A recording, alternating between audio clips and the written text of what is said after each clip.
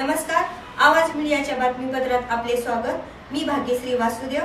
जे पाहिले तेच दाखवणार या ध्येयाने चालू घडामोडींचा आढावा घेण्यासाठी पाहूयात आजच्या हेडलाईन्स।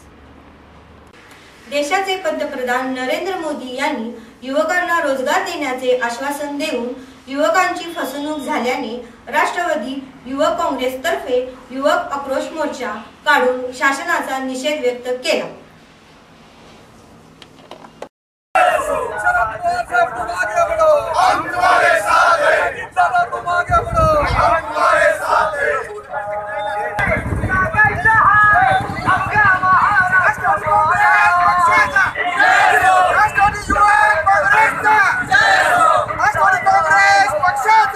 नरेंद्र मोदी यांनी निवडणूक जिंकल्यापूर्वी 2 कोटी युवकांना रोजगार देण्याचे आश्वासन दिले होते, परंतु 3 वर्षे उलटून गेली तरीही 2000 युवकांना नोकऱ्या निर्माण झाल्या नाही। उलट असलेल्या नोकऱ्या गमवाव्या लागल्या। नोटबंदी व जीएसटी मुळे देशातील उद्योगधंदे व्यापार बंद पडले आहे।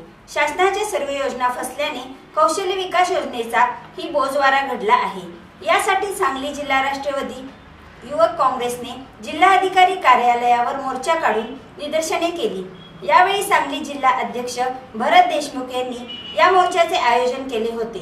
यामध्ये प्रदेश अध्यक्ष संग्राम कोते पाटील सह अन्य पदाधिकारी कार्यकर्ते उपस्थित होते।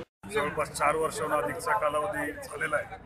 राज्यातलं सरकार देखील जवळपास 3 वर्षांहून अधिकचा कालावधी त्यांनी पूर्ण केला आहे। सत्तेवर येण्यापूर्वी भाजपचा जर जाहीरनामा आपण बघितला तर 2 कोटी तरुणांना रोजगार देण्याची घोषणा त्या जाहीरनाम्यात त्यांनी केलेली होती। आज जवळपास 4 वर्षामध्ये त्यांच्या घोषणेप्रमाणे जर आपण केलं तर 8 कोटी तरुणांना रोजगार उपलब्ध व्हायला पाहिजे होता।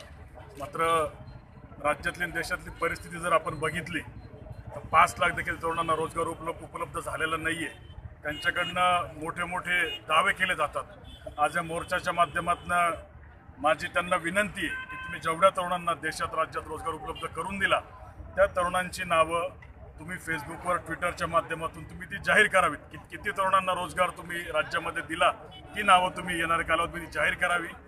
हा विषय घेऊन राज्यभरात राष्ट्रवादी युवक काँग्रेसने राज्यात 25 मोर्चांचं आयोजन येणाऱ्या महिनाभरात केलंय आणि त्याच्यानंतर 50,000 तरुणांचा मोठा मोर्चा आम्ही विधान भवनावर येणाऱ्या महिन्यातल्या अधिवेशनाच्या दरम्यान आम्ही काढणार आहोत।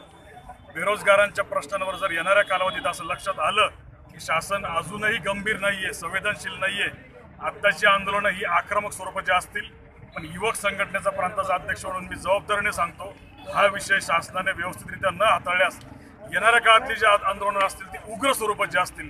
हा इशारा या मोर्चाच्या निमित्तानं मी या शासनाला दिला।